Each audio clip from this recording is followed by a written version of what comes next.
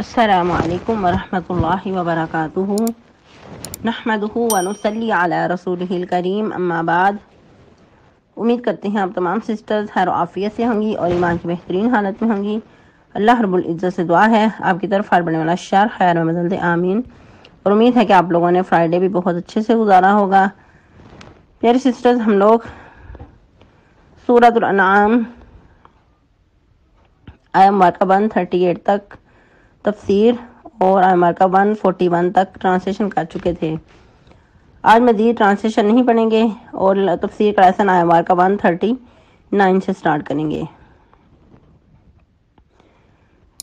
رب اشرح لی صدری ویسر لی امری واحلل عقدۃ من لسانی یفقہوا قولی۔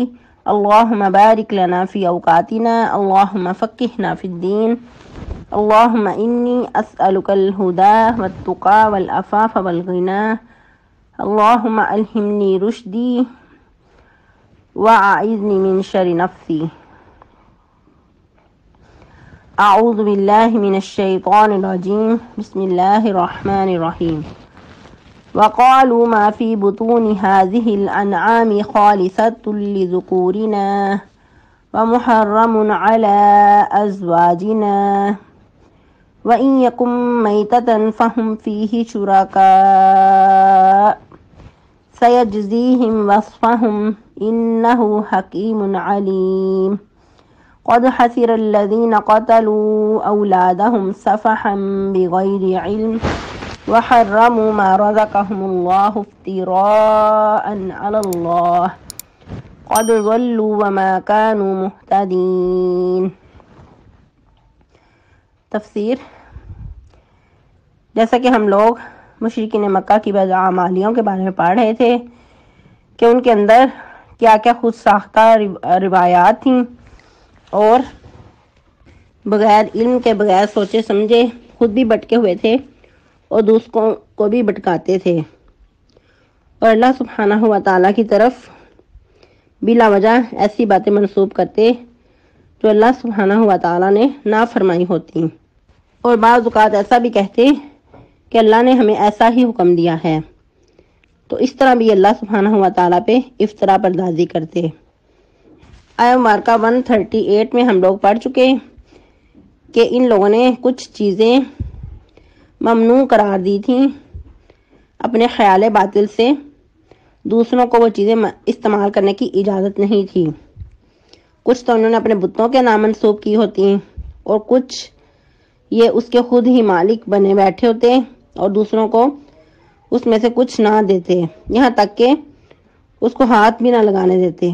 پھر مزید ان کی بات اعمالیوں میں سے ایک یہ بھی تھا، وہ کیا کہتے؟ وَقَالُوا مَا فِي بُطُونِ هَٰذِهِ الْأَنْعَامِ، کہتے کہ جو کچھ ان چوپایوں کے بطنوں میں ہے، خالصۃ لذکورنا، ہمارے مردوں کے لیے ہی خالص ہے، یعنی کہ اگر جانوروں کا دودھ ہوتا یا پھر جو ماداؤں کے بچے ہوتے، اگر تو بعض اوقات مادہ جانور کو ذبح کیا جاتا اور بچہ جو ماں کے پیٹ میں ہوتا اگر تو وہ زندہ ہوتا تو کہتے کہ یہ صرف مرد ہی کھا سکتے ہیں، اور اگر مرا ہوا ہوتا یا پھر پیدا ہوتے ہی مر جاتا تو پھر کہتے چلو کوئی بات نہیں، عورتیں بھی کھا سکتی ہیں۔ زندہ کو تو کھانے کی اجازت نہیں تھی عورتوں کے لیے۔ وَمُحَرَّمٌ عَلَىٰ أَزْوَاجِنَا، اور حرام ہے ہماری عورتوں پر۔ وَإِن يَكُن مَيْتَةً، اور اگر وہ مردہ ہوتا، فَهُمْ فِيهِ شُرَكَاء، تو اس میں وہ سب شریک ہوتے، مرد بھی اور عورتیں بھی، بچے سب اس میں شریک ہوتے، سب کو پھر کھانے کی اجازت ہوتی۔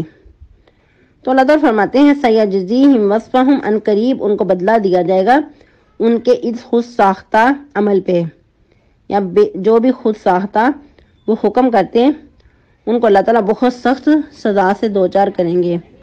انہ حکیم علیم، بے شک اس کے فیصلے حکمت پر مبنی ہے، وہ خوب علم رکھنے والا ہے۔ اس قسم کے فیصلے اللہ سبحانہ و تعالیٰ نے ایسے ہی مقرر نہیں کر دیے، ایسے ہی نہیں فرما دیے ہم انسانوں کی طرح کہ بیٹھے بٹھائے جو دل میں آیا کہہ دیا، بلکہ اللہ سبحانہ و تعالیٰ نے جو بھی حکم دیا، جو بھی اصول و ضوابط بنائے، بہت ہی زیادہ حکیمانہ ہیں، اور اللہ سبحانہ و تعالیٰ کا علم بہت ہی وسیع ہے۔ انسان کی سوچ ہے کہ کہاں تک اللہ کے علم کی وسعت ہے، انسان اس چیز کا اندازہ نہیں لگا سکتا، کیونکہ انسان کا علم بھی محدود ہے۔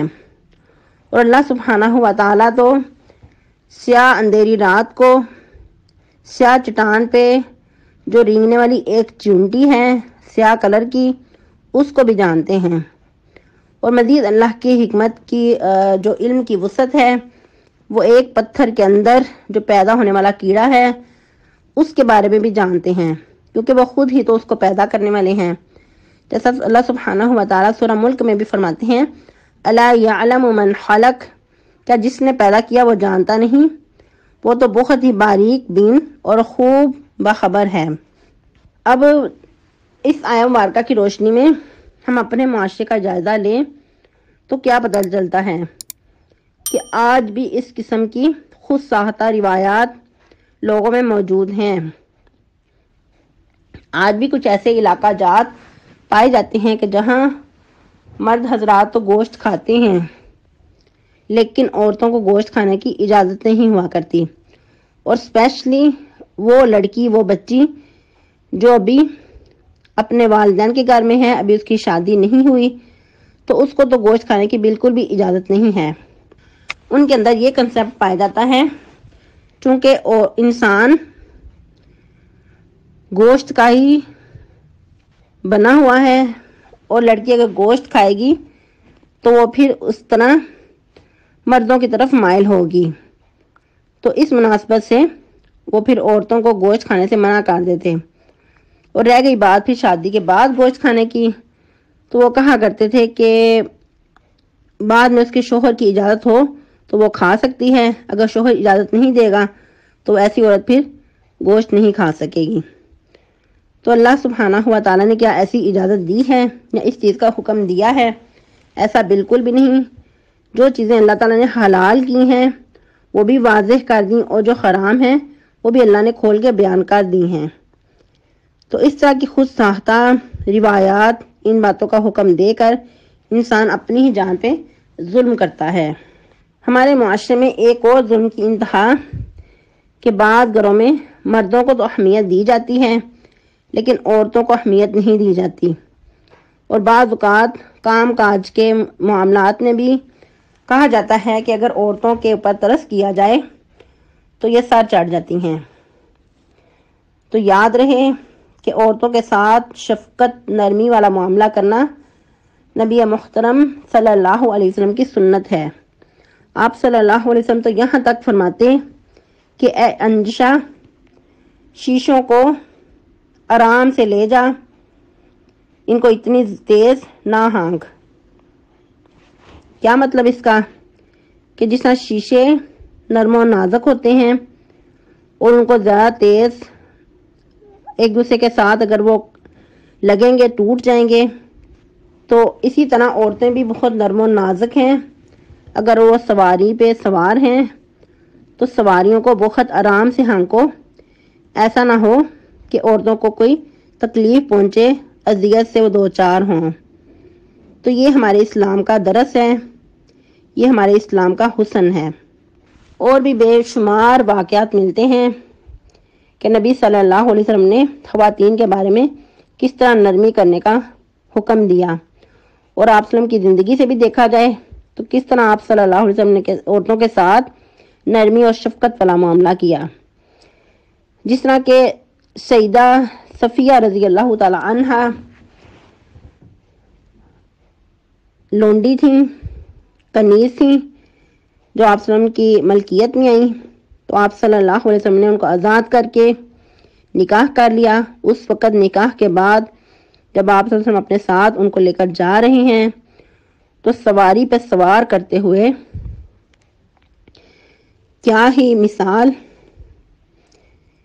کہ ایسی مثال سے تاریخ قاصر ہے کہ نبی صلی اللہ علیہ وسلم نے اپنا گھٹنا مبارک پیش کر دیا کہ عورت ہے، نرم و نازک ہے، تو یہاں یعنی کہ سہارا لے کر تو سواری پہ سوار ہو جائیں، سوار ہونے میں ان کو آسانی ہو جائے۔ تو اللہ اکبر کبیرہ کہ ہمارے معاشرے میں معاملہ اس کے برعکس ہے۔ عورتوں کے ساتھ نرمی شفقت نہ کی جائے، ان کی ہیلپ نہ کروائی جائے کہ اگر ان کے ساتھ شفقت کی جائے گی تو یہ سر چڑھ جائیں گی۔ تو انتہائی جہالت کی باتیں ہیں، انتہائی جاہلانہ یہ انداز ہے۔ ہمارا دین اسلام بہت ہی خوبصورت ہے، ہمیں ہر معاملات میں اخوت بھائی چارے کا درس دیتا ہے۔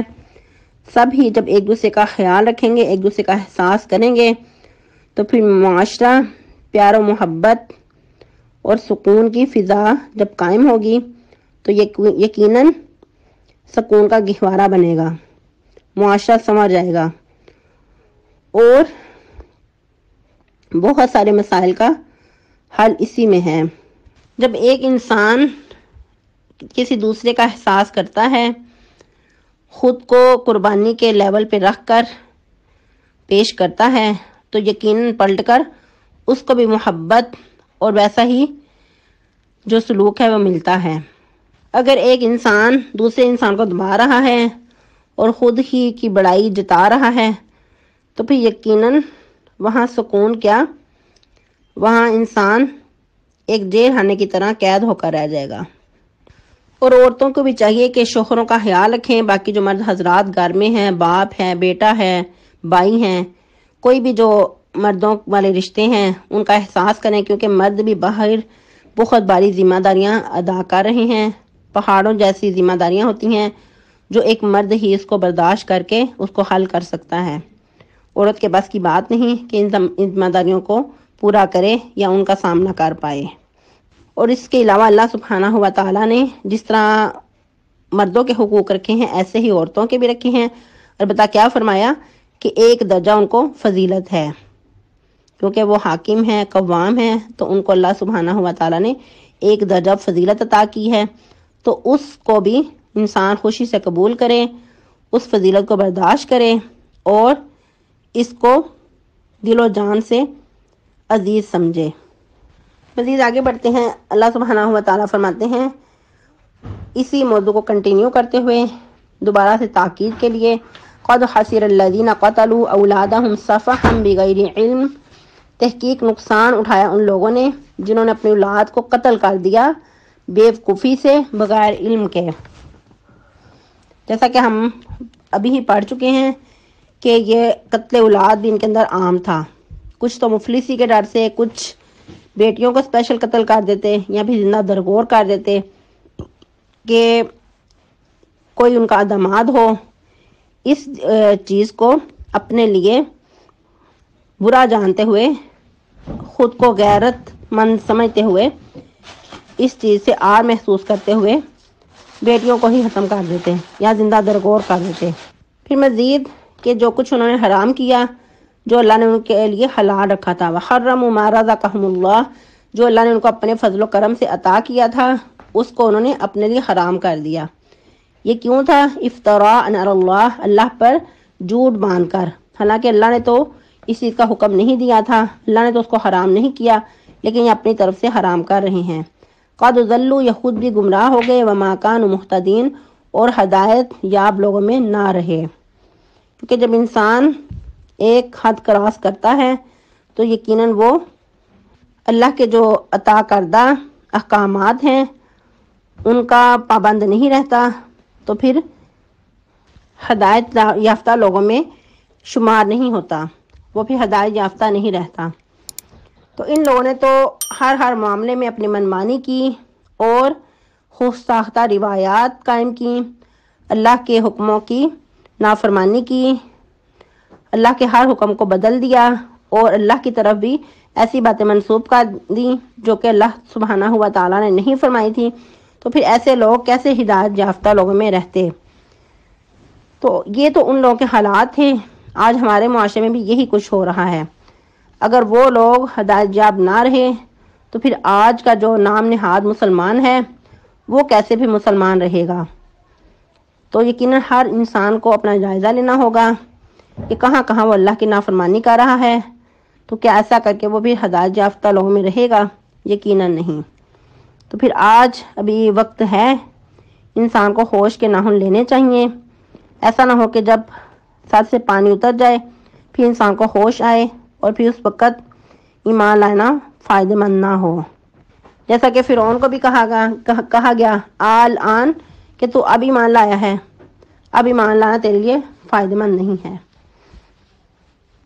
یہ ہم لوگ آیہ مبارکہ 140 تک تفسیر کر چکے ہیں. آپ لوگوں نے اچھے سے یاد کرنا ہے اور سنانا بھی ہے. سبحانک اللہم ربنا وبحمدک نشہد ان لا الہ الا انت نستغفرک ونتوب الیک. والسلام علیکم ورحمۃ اللہ وبرکاتہ. وصلی اللہ علی النبی.